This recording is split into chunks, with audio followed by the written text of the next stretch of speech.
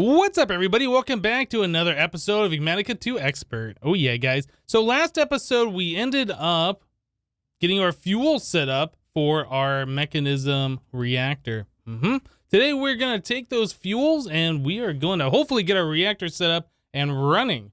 Yeah, so one of the first things we need to do is set up the main structure for the reactor, and that's what we're going to do today. So let's get our reactor frames, reactor ports, reactor controller, laser, focus matrix, all of these things out. Now, if I remember, and I might not, I need to go down to the center here because I want to make sure this thing's centered. We're going to start 3 blocks away from the edge, kind of like we've done with everything. I believe you have to make this thing 5 long. So you make like a star like this. I think this is how the base of the reactor is. And then you want to make a thing like this. So it's kind of like a square with the corners removed. Pretty sure this is how this is all set up. Okay, and then on top of that, you want to make a full square. So we have the 3x3 in the center. Yep. Then we repeat that same pattern. So the square with the corners gone on top. And then finally the star. Whoops. Oh, I don't have enough the reactor frames apparently. Okay, well, that's fine. We'll have to make more of those. So yeah, we do the star on top, and that's pretty much how this reactor is set up. So here we want to replace the top middle block with a controller, because that's where the reactor controller goes. And then we need a spot for fuel coming in. So on the sides here, I'll put in the reactor ports. Okay, so that is where the fuel is going to go into. And I guess we end up with a few more of these blocks, huh? Don't we? So we can take some of these and start getting that done. Yeah, we need, well, a few more blocks than that actually to get this going. And then to kick off the laser, or I guess to kick off the reactor, we need to give it a laser boost. So I think on the back here, I'll put in where the laser's gonna go. Yeah. So we get one more block after that, which can go here, that's fine. So that's pretty much what the reactor is. It's nothing too crazy, not a huge multi-block. Nothing goes in the center, but yeah, we do need to finish up the rest of the reactor stuff. Now, this reactor, once we get the fuels in, it does need this laser thing, and that's why we made all of these lasers over here to try and help speed up this process. Like, in order to start the reaction, I think you need between 5 and 800 million RF, like built up from this laser stuff into one of these laser amplifiers. Yeah, it gets kind of crazy. Yeah, definitely does. So instead of putting this as part of like all of this over here, this is going to be like its own separate thing, I guess. We're just going to kind of have these floating out here. Yeah, right like that should be fine. Okay, so the way this works is you can either use the laser by itself, and that doesn't do much, or you can pipe lasers into a laser amplifier, which will store up the power from the lasers, and then you can tell it to send that on like a pulse. You can also set a minimum delay here, so if you get a little out of control and you accidentally press the button too soon, nothing will happen until you reach this minimum, right? So that's probably something you want to do, is set that minimum first thing, set it to a pulse so it's not just wasting your laser power. Okay, so that is one of those. Now, I don't know if there is like an optimal setup for this. Like distance-wise, I don't know if that matters at all. But the way I'm going to do is we're just going to put the lasers like 1 block away from the laser focus thing, and I guess we can do one on the bottom too. Let's take a look. Let's grab 4 of these lasers for now. Okay, so we'll put 1 laser here, 1 there. Oop, wasn't facing up. There we go. So now that goes in there. 1 over here, and then 1 right there. Okay, so all 4 sides have a laser going into it. Now we do have to power those. Those are power inputs. So we will have to give this power. Now another thing that we can do is focus another laser thing into, what is it called? The laser amplifier into an existing one. So we have 4 going into this one. We can have another laser amplifier back here. I don't know, I guess 3 blocks of space should be enough. Like so. So this one will collect the laser signal from more lasers, and then that can fire its beam over into this one. Yep. So that's going to be kind of cool. So let me go ahead and get the rest of these things set up here, and then we'll be right back. All right, guys, so we got pretty much all the blocks together now for the reactor. I did add in some reactor glass here, and I did add in another reactor port. This is going to be where we're going to extract our power from. And then just like the other multi-blocks for mechanism, when you complete it, it does give you the red particles to let you know you've done everything correctly. So, yep, I moved these ports that were on the side for our fuel in down 1 block. And then, yeah, we have the port here, which is going to give us power. Anyway, so back to our lasers, which we were working on before. Let's get this thing hooked up. I need to give myself one of the flux points over here. I really don't know how much power these lasers take. I don't think they take a whole lot of power, but let's just get one of these going here. So we will do this to our normal network. Okay, well, I guess we can see here, each laser takes 2,000 RF per tick. And I don't believe there's any way to upgrade these lasers. There is no interface on them. And I think I have tried applying different upgrades to them and nothing works. So you can see that this laser is going into this amplifier here. And immediately that beam is coming all the way over here, over here, over here. And then we're ending up over here. And we're just gaining a little bit of power down at the very end. Yep. So we can turn on more of these banks. Oh, I don't have the power cables on me. Let's grab those. Yeah, these. Okay, so if I connect up this way, then we should have a lot more lasers. And you can see this beam gets bigger and bigger and bigger as it goes down here. And then we should be gaining power a lot quicker. Yep, looks like we are. So we can connect up the rest of these. Like so, and like so. So yeah, we can see that we are sending power. It should be the same amount of power to all of them.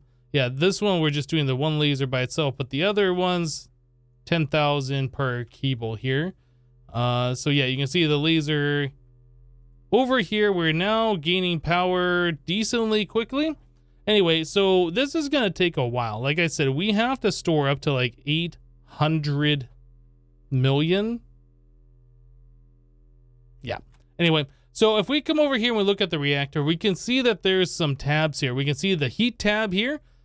This is showing us the plasma inside, what the case is. This will be the energy that we formed. And I believe if you are doing a passively or actively cooled, you can get steam out of this other side. We're not going to be worrying about the steam. We're just worrying about the power. The fuel tab shows us our different fuels, and you can set the injection rate on how much fuel. The more fuel you're putting in, the more power you generate, but you got to make sure you have enough fuel to supply that injection rate. And then the statistics down here tells you everything you need to know about it. So an air-cooled reactor, what we're doing, we need a minimum injection rate of 6, so we can come over here and just set this to 6 so something can happen. The ignition temperature has to be 180 million degrees F. Maximum plasma temperature. I don't think these maximum numbers make any difference. If you change the injection rate higher, these numbers go higher. If you change it lower, these numbers go lower. I don't think those really tell you anything useful. And then this is telling you how much RF per tick you will be generating. It says we're making 180,000 RF per tick. I don't think we're generating any power right now because we don't have anything going on. So next step is let's connect our fuel. So we need a couple of our pressurized tubes. I went ahead and ran the tubing underneath. Just need to connect these to our gas tanks here. And that should start sending the fuel down as long as we tell it the bottom is an output. There we go. Now we're getting the tritium over here. And if we look at our thing, we should see, yep, tritium over here. That's fine. And then connect to this one. And then we have to tell this one down is an output. And then we should get our deuterium over here. tritium, deuterium. Perfect. Injection rate is 6. Again, that's the minimum. We can bump that up. I'm not sure how high we can go with it, but pretty much we got to wait until we get the 800 million. So we're nearing it. Actually, doesn't it say over here how much you need? Statistics. No, it doesn't say anything about that. Okay. Well, we're going to let this thing build up, and then we'll give it a redstone signal so it'll be able to shoot. Is there anything else we can work on at the meantime? I think there is. We have to make a thing from Mechanism called, I can never remember the name of it. This thing, whatever. We have to make one of these things. So the reactor, when you right click on here, you can see there is an inventory slot. Yeah, you have to put one of these in here with DT fuel. So DT fuel is what we're gonna be making. It's what we're currently pumping into the reactor, the deuterium and tritium, right? When you mix them together, though, it makes DT fuel. So we have to mix a little bit together, and then we have to put it into one of these. Every time we start up the reactor, we have to have one of these full of the DT fuel in order to actually get the reactor to go. So in order to do this, we need 4 gold dust in a carbon metallurgic infuser. That's pretty easy. And to make the DT fuel itself, you need a chemical infuser with both deuterium and tritium. Okay, so that sounds pretty easy. So we can use our warp thing that I made to get back to the base. I got tired of flying back and forth. All right, so we need to make a chemical infuser. And we happen to have one already pre-crafted. We need gold ingots, or I guess gold dust. Let's do this. So we have that, and that has to go over into this guy. That is not what I wanted. So if we don't turn on auto sort, it'll make the thing. Okay, turn the auto sort back on. So we have this, and then we need to chemically infuse those 2 fuels together. So I guess, do we have a dropper? We do. Perfect. So I just want to get like a bucket of one gas and a bucket of another one. We'll put it in here manually. So now we can go back and make that DT fuel. Ooh, the game's locked up. Okay, we're fine. So I will give this thing some power right here. This is fine. This doesn't have to be anywhere special. Actually, that's going to be ejecting it. We need to do it this side. Okay. So a gauge dropper on this. Yeah, we will just get a full bucket of this fuel. And we will put it into here. Okay. And then we need to do the same thing over on this one and grab a bucket of the tritium. Cool. Get that. And put this one over here. Yep, and that is currently making our DT fuel. And there we go. We are ready to rock and roll when we get this thing going on. So I'll just leave the gauge dropper in here. We can place this into the reactor. And then again, it's just a waiting game, waiting on this to charge up. All right, guys, so we're still waiting on this to charge up. We're almost to where we want it to be. But while we're waiting, we can get the energy hooked up here. So we need to switch this over to energy, configure energy, I think, and then we got to right click on this. Maybe it doesn't matter. Toggled reactor port to eject to input to output. Okay, yeah, I think you have to have it on output. I'm not entirely sure. But anyway, that looked like a shift right click in order to do that. So I made a new flux plug. Yep, this is on the reactor network. And what the reactor network is going to do is put power into wherever we're storing our energy. Yeah, so this is going into that same line where our extreme reactor is going into the induction matrix thing. We have a flux point over there on the same network, so we should be good to go. As soon as we start generating power, we should see this, I guess, inputting power into the network or extracting power. I'm not exactly sure how this thing works, but anyway, we have a limit false because I think we can make, well, maybe we can't make over 10 million. I'm not sure. Anyway, how are we doing over here? Is this thing good? Yeah, we are good now. 800. So we're going to set this one to only send power when we get a high redstone signal. So this is still storing our power while we're kind of derping around and doing some other stuff, right? This one's getting a little bit of power just from these 4 lasers over here. But let's put a button on here. And when we give that redstone signal, this thing should kick off. I want to make sure we have everything set. So the fuel, we're good. We have an injection rate of 6. I think everything should be ready to go, and we can see in here we have the item full of DT fuel ready to go. I think we're just going to press the button. Hopefully things are just going to work. So we do that, and there we go. We get this crazy looking thing in here. Let's take a look. Heat. The heat is going down. The case is going down. Can we change the injection rate to maybe like 10? Does that allow the heat to go up? Yes. Okay, so heat's going up. That's what we want to see. Okay, so we changed it from injection rate of 6 to injection rate of 10. It looks like we are producing 259,000 FE per tick. That's not very much, but what is pretty awesome is this thing is just generating power without needing any resource that's non-renewable, like uranium. So what we should do is take a look over here. Our water is full, our brine is full. We want to make sure everything is keeping up. If something isn't keeping up, that means we're going to run out, and then we have to turn down the injection rate. So we have it at an injection rate of 10 right now, which we saw was producing 250, 275 now. The temperature's still rising, so it's still producing more. I guess we should look at our heavy water over here as well. This thing, we keeping up? Yep, heavy water is keeping up. Okay, so let's bump up the injection rate. We'll change that to 20. Let's double what we're doing right now. Okay, so the heat should go up even higher, and our power should go up even more. We want to make sure that we're keeping up on everything. Once again, water seems fine. Yeah, it looks like we're only using 100 millibuckets per tick.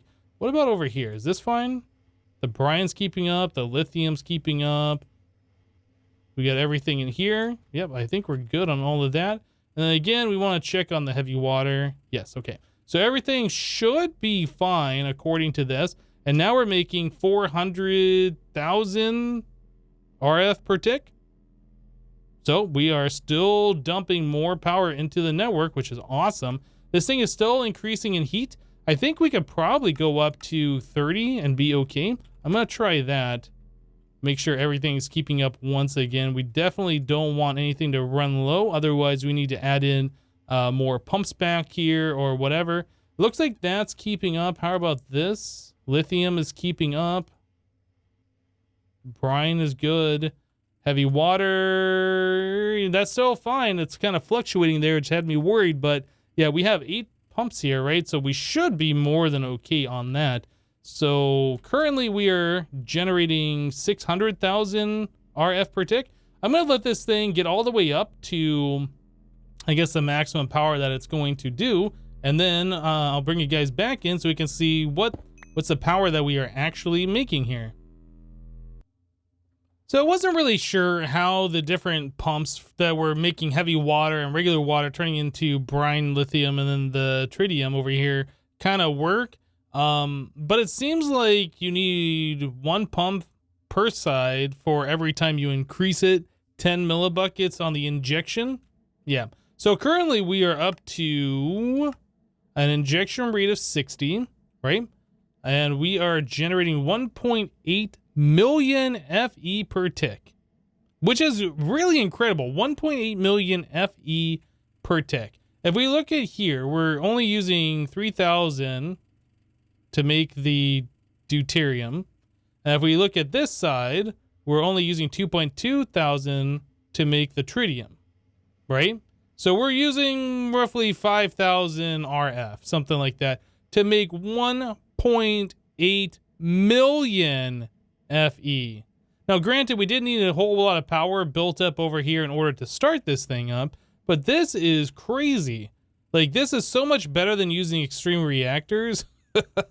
I don't know why I haven't really messed around with these reactors before, but I'm definitely going to be using these more, I think, in the future.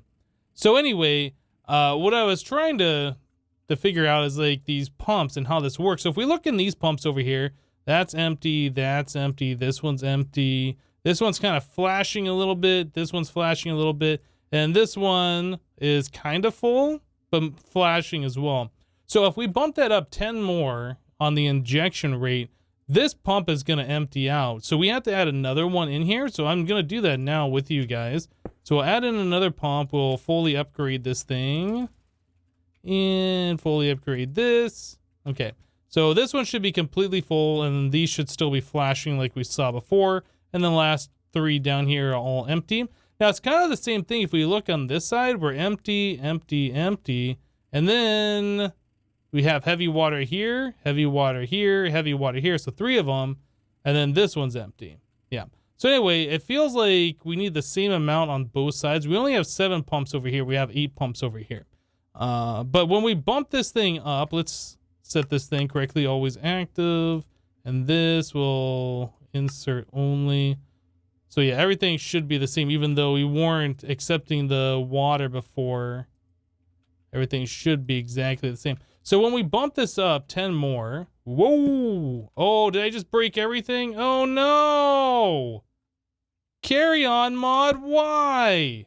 Ah, okay, well, now we have a big problem here.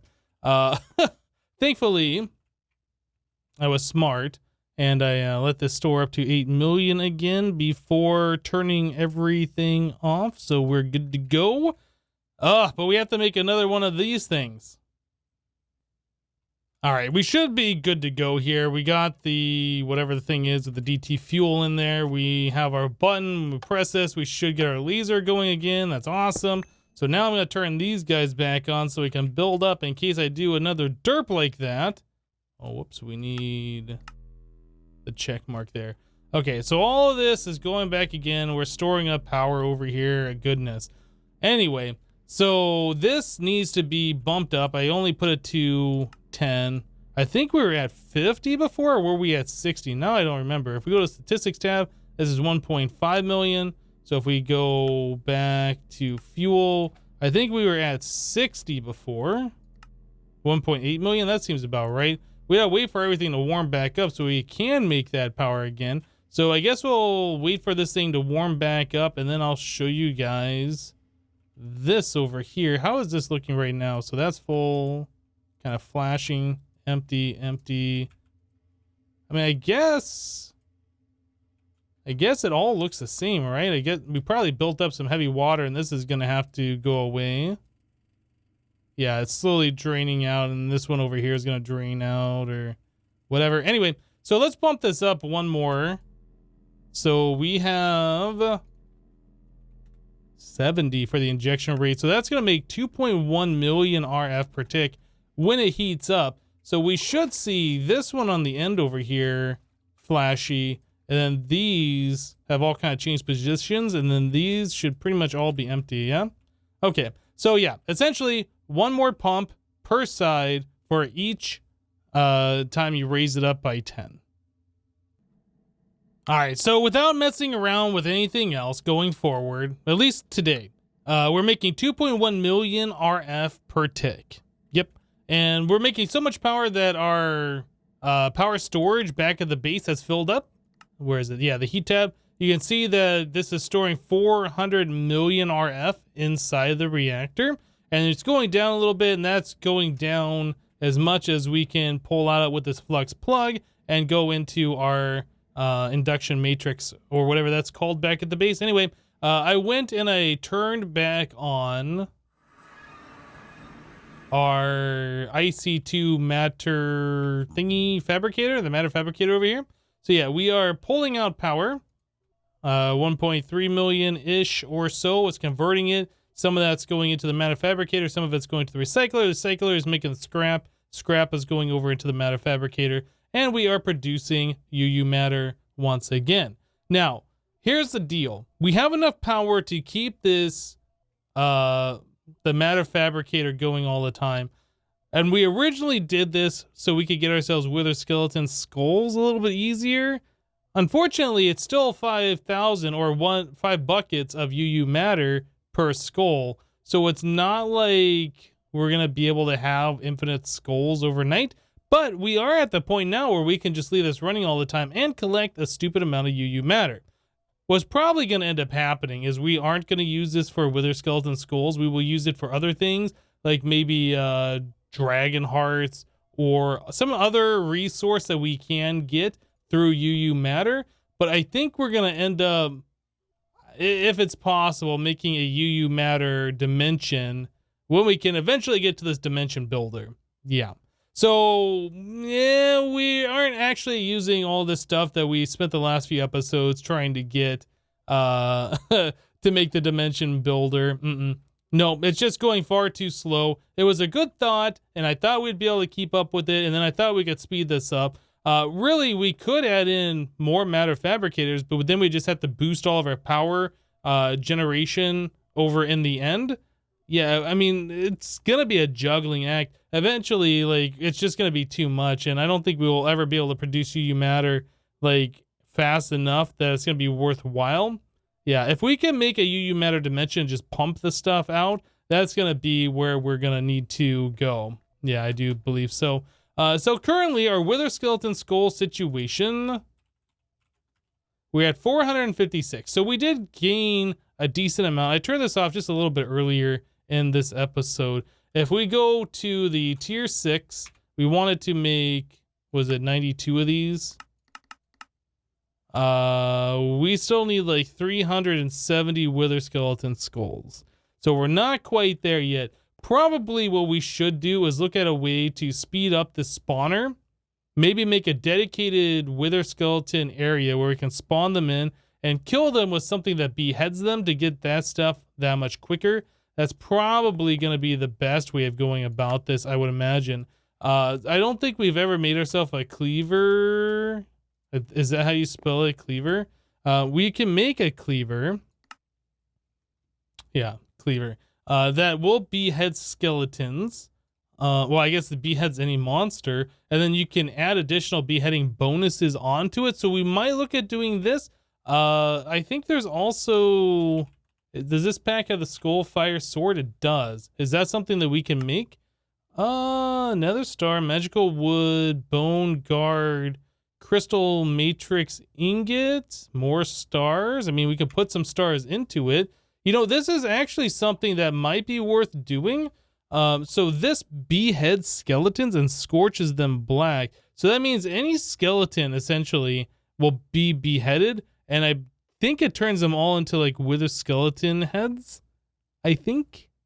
So we should be able to do this ultimate crafting table, but we got to make the ultimate crafting table. Doesn't look like we've done that. Can we even make that? I wonder. Block of black iron crystalline trimmed. So we can make those ingots. I think we can make... Oh, we'd have to get into the 5x ore processing, which, I mean, we have everything ready to go from Mechanism, but this is a thing that we're going to have to set up, and that is a huge infrastructure to do that. So if we get into the 5x ore processing, we can make the draconium crystals, and I think everything else we potentially can do. Anything else in here that's a gotcha that I'm not seeing? I think we can do everything else. Yeah, we have the Ethium here, Signalum cell frames, the extreme crafting table we can do for sure. Resonance cell frame, wyvern cores. I know we can make those, but I don't know if we have everything to do it because we were running low on that draconium dust. We really just need to get to the point where we can make this void ore miner tier 6 so we can get draconium that much easier. We'll probably look at the way that we're going to get wither skeleton skulls easier next episode. We have run out of time for today, however. So we have greatly increased the amount of power that we are generating. So we're making 2.1 million RF per tick. Previously, up until this point, we were making like 200,000 RF per tick. So we have really significantly increase the amount of power that we're using. We're even generating, or I guess we're using 1.5 million RF per tick over here, and we're still gaining way more power than we were before. It's ridiculous. We can increase the amount of power that our mechanism fusion reactor is generating by adding more pumps and increasing all of that. So like, it really doesn't cost a whole lot to do it, and all the energy that we're getting is free. I don't see a reason not to do that when we need more power, just to keep bumping that thing up. Is that the best power generation in this mod pack? Well, I'm not sure. I know there is the Draconic Reactor. I've never really tried messing around with that too much. I don't know if we are going to mess around with it, but yeah, I'm really liking the mechanism one. Anyway, that's it for today. Thank you guys for watching. Remember to leave a like on the episode if you liked it, and we'll see you next time. Thanks for watching, guys. Bye-bye.